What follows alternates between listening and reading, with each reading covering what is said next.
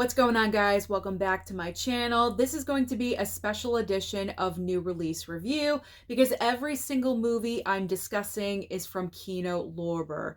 Kino Lorber was so generous to send over a batch of their brand new November releases pretty much all at the same time. So to me, it made the most sense to put them all together in their own video, kind of like a Kino Lorber showcase. So if you're interested in any of the movies I'm going to talk about in today's video, you can simply order them online at kinolorber.com. So I'm starting off with a brand new 4K. I do believe it's technically available starting tomorrow, and that is The Hunted. The Hunted with Tommy Lee Jones and Benicio del Toro. Let me tell you, this was an incredible film. I absolutely loved it. Pretty much all of the 6 movies I'm going to talk about in the video today are driven by fantastic performances. Absolutely amazing. So it's going to be kind of repetitive when I mention amazing performances, but I can't help it because it is true. They're all fantastic.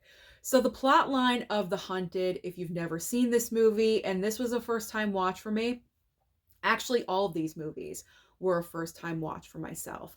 So in The Hunted, we have Benicio del Toro, who is a military assassin. He is specifically trained to do specific work in the military, and he was trained by Tommy Lee Jones's character. But once Benicio del Toro is kind of like out in the public again, he's no longer in combat, he is, just walking around regular, he can't really get rid of the assassin mentality. So he, right off the bat, is attacking hunters in the woods and eliminating them for absolutely no reason at all. So obviously this is becoming a problem. It's an issue. So the FBI work with Tommy Lee Jones because he is a tracker, and because he trained Benicio del Toro, he is the perfect one to find him because he knows his every move, he knows what he's thinking, he knows him like the back of his hand. So he is the tracker working with the FBI to capture Benicio del Toro. In a nutshell, that's what the movie is about. This was an incredible film. So amazing. Like I said, performances, not a bad one in the bunch. But what I really loved about this movie is that it is a quick film. It is 94 minutes long. It's not filled with fluff material. It's not like you're sitting there watching the movie and you're thinking, why did they include that? We didn't really need that. There's none of that in this movie. Every scene is important. It makes sense to the storyline, and it just goes. The pace is on track. You never get bored with this movie, and I really appreciated that. Because honestly, a movie like this, the genre, isn't like a go-to for me, but because the pace was so well, I enjoyed it. So The Hunted, fantastic film, great performances by everyone, and the 4K transfer looked very nice. Every single wrinkle on Tommy Lee Jones's face you could see without a problem. So I highly recommend The Hunted. Definitely pick that one up. Add it into your Kino Lorber 4K collection. All right, movie number 2, another brand new 4K coming out tomorrow on Tuesday. So place your orders right now. Go online. We've got Bug. Bug with Ashley Judd. So upon first glance of the cover, okay, I'm thinking we're going to see a lot of bugs, infestations. I was preparing myself. I was mentally preparing myself because, insects and bugs and things like that really aren't my thing. It's not like a go-to for me, but if it's vital to the plot line, I mean, it's called Bug. I'm thinking, we're going to be seeing a lot of insects and bugs in this movie. Well, to my delight, that's not what happens. Bug is all about mental delusion. This movie was absolutely insane. It was off the rails. So really quickly, the plot line of this movie. So Ashley Judd in this film is a waitress. She doesn't have a good life, okay? She's like a waitress in a honky tonk, and she lives in a motel by the highway or something, and she's divorced with a psycho ex-husband played by Harry Connick Jr., and she can't get rid of him, and she's haunted by the fact that her son was kidnapped. She's got a lot of problems, a lot of things that are not good in her life, okay? So through her friend, she's introduced to Michael Shannon's character, and they meet, they kind of click, they have a little bit of, kind of like a little bit of romance going on, like a spark is there, a little bit of spark is going off between the two of them. And she's lonely, and you can tell that he is kind of off. There's nothing 100% quite right with him, but we're kind of digging that they're into each other. And then he reveals to her, Michael Shannon reveals that he was taken by the government and tests were being performed on him and things like that. So right off the bat, I'm not believing this. I think with this movie, it really causes discussion, because you can either believe what he's saying throughout the entire movie, or you don't, and you just believe, wow, this is all delusion. So I fall on the delusion side, because Michael Shannon is telling all of this to Ashley Judd's character, and she's believing it. And for some reason, she doesn't want him to leave because she's already growing attached. She's lonely. So he stays with her. And because he stays with her, he just keeps rattling off this information. And the reason why the movie is called Bug is because he believes that the government implanted like bugs into his body. He's there with like a microscope. He's taking blood out of himself and putting it on a slate, in like high school class. Like that's what he's doing. And he's analyzing his own blood, and he's seeing bugs. And what's so crazy is that his delusion, his psychosis and his delusion is just so convincing that she latches onto that and she starts believing it too. And so therefore she thinks she's covered in bugs as well. She's got bugs like everywhere. She believes her motel room is full, infested of bugs. I mean, we're getting to the point where at the end of this movie, the entire motel room has like tinfoil all around it, because they're just believing they're like feeding off of each other with this like this mutual share of a delusion. It's crazy. This movie is crazy. It is off the rails, like I said. But you know what? The performances delivered from Ashley Judd and Michael Shannon, oh my gosh, like so unbelievable. I did not know Ashley Judd was that good of an actress. I mean, I always thought she was okay. I never thought she was like Academy Award worthy for anything. But when I saw her in this movie, especially the end sequence, like the last like 20 minutes of this movie, it is literally nonstop of them chattering to each other, back and forth, bouncing off of one another, talking about bugs and the government and the helicopter and, pizzas being delivered. Like, if you've seen this movie, then you know what's going on the last 20 minutes, and it gets freaking crazy. Wow. I was exhausted by the end of this movie. It's literally mentally exhausting to go from normalcy, not the best life, but normalcy, to just drowning in a complete delusion shared with someone else. It is insane. So if this is your kind of movie, there you go. There you go. I highly do recommend, because these performances were they blew me away. Literally blew me away. And the 4K, very nice 4K transfer from Kino Lorber as well. So Bug, high recommendation. The Hunted and Bug. Pick these ones up. Okay.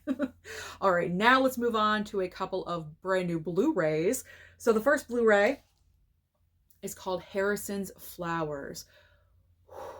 Heavy, heavy, heavy drama.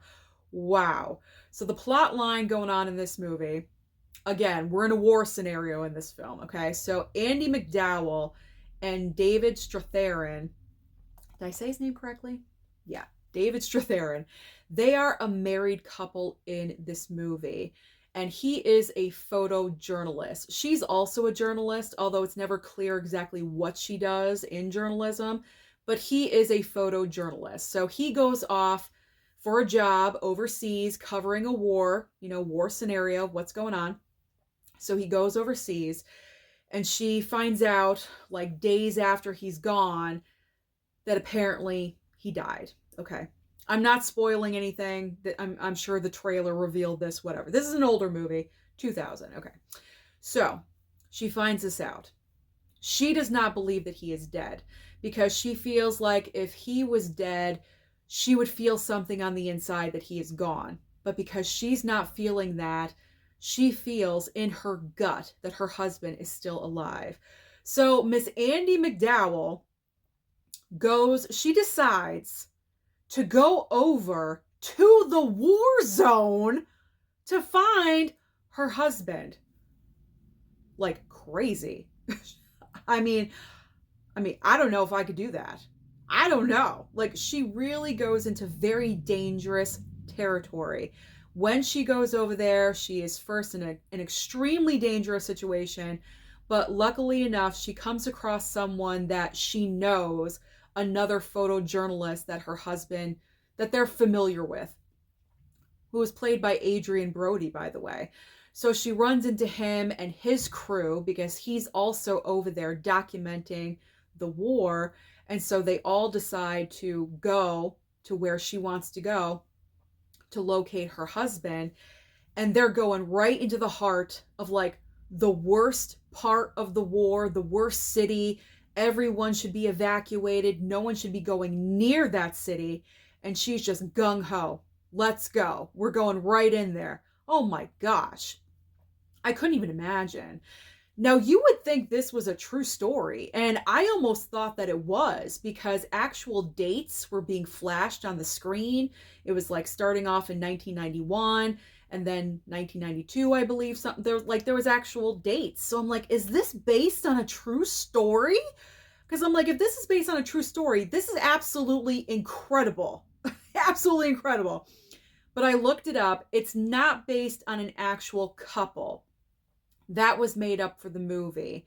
But the war that they're talking about in the film, that was an actual war taking place. So that was true, not the story of the missing husband. Whew. Talk about performances. I mean, Andy McDowell, oh my God. Like, this is probably the best performance I've ever seen her do.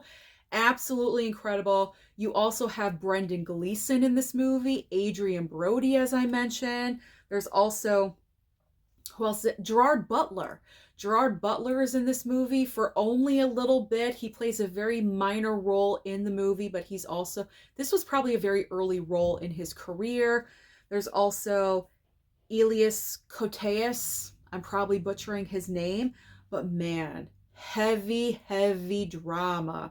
You have to be in a certain mindset to watch this movie. But let me tell you, once you start watching it, you literally cannot stop. It's like you're barely breathing because you're just on the edge of your seat. Is she going to find him? Is he really alive? Or does she just have this high hope and he's not? Like, it's incredible. Incredible, incredible movie. So this is a high recommendation from me as well.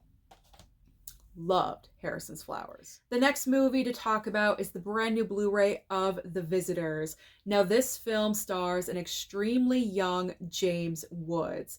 And what's happening in this movie is that you have James Woods, his wife, they also have a young son, and it's the weekend. They're just hanging out. It's casual. And pretty much out of nowhere, two men show up on their doorstep. Now, these two men served in the military with James Woods' character. And the wife is kind of in the dark because James Woods doesn't really open up about his past with the military to his wife. He doesn't tell her stories or anyone that he was associated with. He pretty much keeps that part of his life private. So she's kind of just in the dark about everything. But these two guys that show up, you get the feeling right off the bat, it's not a good situation. You know, like, this isn't good. Why are they there? They just seem creepy and odd. And come to find out is that during the time that they were serving together, I believe it was the army, I'm not sure. But when they were together, when they were serving together, the two men were on one side of a court martial, and James Woods' character was on the other side of the court martial. So because we now know this information after watching the movie for a little bit, then you start to wonder, well, why are they there? What do they want? What are they going to do to the family? You know, your mind starts going in places and you're thinking, this is not good. It's not going to end up good. You know, like, this is turning weird, weird and bad. So I don't want to say anything else. I will say, because this can be a trigger for some people, so I do want to say there is a scene where the wife, unfortunately, is assaulted in a certain way. So I just want to let you know that. I try to make everyone aware of that because I know that can be triggering, and I don't want anyone to be surprised by anything. So that's why I do mention that when I do talk about movies. I feel it's important. So there is a scene in here where that does occur. And of course, that is not who wants to see that? You know, like, I never want to see something like that. I mean, I get it. I get it if it's important, you know, to tell the movie. I understand why it's in there, but, you know, not my favorite thing to see. So because of that, that is why the enjoyment level of this movie is a little bit lower than the previous three, because that is something that I can't watch that all the time, you know. This was a good movie, don't get me wrong. It was good. It's very slow paced, I will say that. It's a slow burn, but you get there eventually. The runtime is 88 minutes long, so it doesn't drag on, which is good, but it's a slow burn. It's a very slow burn, so you got to take your time with it. It's not a movie that I would watch all the time, but I'm happy that I've seen it. To see a very young James Woods, that was worth it. That was worth it for me. So you got to be in a certain mood and mindset to watch The Visitors. But I'm happy that I watched it, and I'm happy that I have it. Okay. Now we're going to DVDs. We're just, you know, talking about every single format of physical media today, 4K Blu-ray and DVD. So the first DVD is called The Critic. And this movie, I do remember it was out in theaters, not very long, maybe like a week or two, something like that. And then it left. I knew it was at my local theater, but it was one of those movies I didn't think was like a high priority to go and see at the theater. So when I saw it on the review request list from Kino Lorber, I wanted it because I was kind of curious about it, because this is all about Ian McKellen being a theater critic in this movie. And that was appealing to me because I have a theater background. It was my major in college, and I'm a true, like, theater choir geek nerd. You know, I'm one of those. So this was interesting. Regardless of all that was interesting to me. The topic was interesting. So in this movie, Ian McKellen is a very cranky, cantankerous theater critic, okay? And what's going on is that his job isn't necessarily secure, because the paper that he writes for, and this takes place, I believe, in the 1930s, I think 1934 in London. Okay, so that's our setting. And the paper that he writes for is kind of changing hands, you know, from one to another. So he's kind of insecure about his job. He doesn't want to get fired because other people that have been at the paper for a long time are being let go. And he's been at this paper, being a theater critic, for like 50 years or something. And so he's kind of worried, just a little bit. I don't know if it's that long. I'm kind of exaggerating, but he's been there a long time. So he's kind of worried about the job security. And when he does his reviews as a theater critic, he's very harsh. He's very harsh. He seems like he's always negative. He's always like, there's one, why can't I talk while I'm talking about The Critic? I apologize. There's one actress in particular that he just annihilates in every single review. And it just really, really gets under her skin so badly. She confronts him about it, and it kind of just snowballs from there. They kind of develop this like weird like relationship back and forth just a little bit.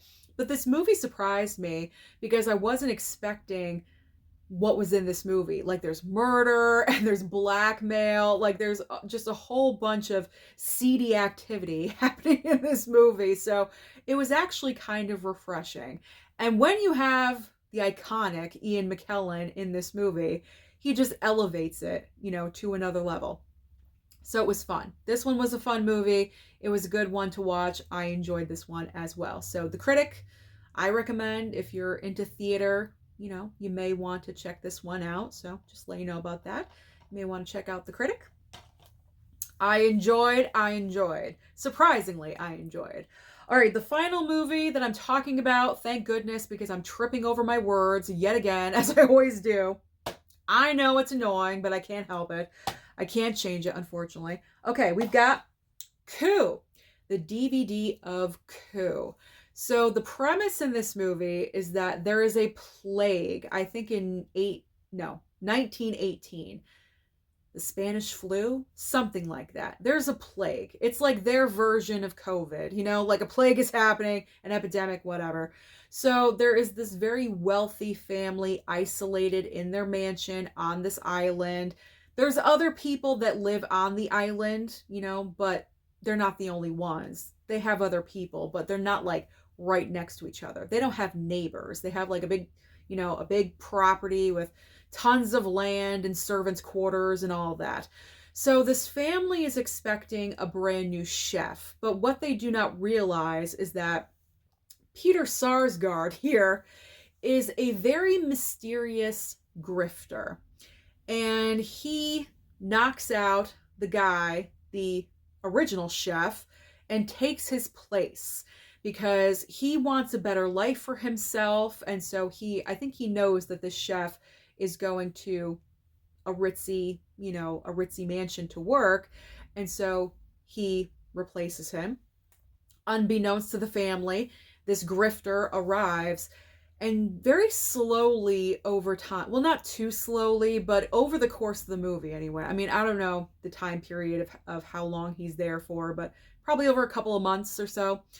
Over the course of the movie, Peter Sarsgaard's character here is turning everything upside down in the household because he wants what they have. You know, like he wants to sleep in the mansion. He wants access to the pool. He wants this. He wants that. So very like conniving. He like, what's the right word? I don't know. I'll just say convinces. He convinces the other servants on the property to join him in what he wants to do. So it's kind of like, you know, the servants are overtaking the rich family, and they want, because they don't get paid very much and they do so much work, and you know, so the servants, you know, they want to take over. That's what this movie's all about. That's what it's all about. It does have comedic moments. I will say that. It's not 100% a drama, but it definitely does. It's like a dramedy. It's a dramedy. I would put it in both categories. I enjoyed this movie as well. I thought Peter Sarsgaard gave out a very awesome performance as this wretched chef, chef/grifter that will do anything and everything to live a better life. And I had a good time with this movie as well. So another great recommendation from me to you from Kino Lorber. So if you have time, check out Coup. So those are all of the most recent brand new releases from Kino Lorber. Really quickly again, we've got the 4K of The Hunted. We have the 4K of Bug. We have Harrison's Flowers on Blu-ray. We have got The Visitors, the DVD of The Critic, and also the DVD of Coup. Thank you so much for watching the video today. Don't forget to like and subscribe before you leave, and I'll see you next time.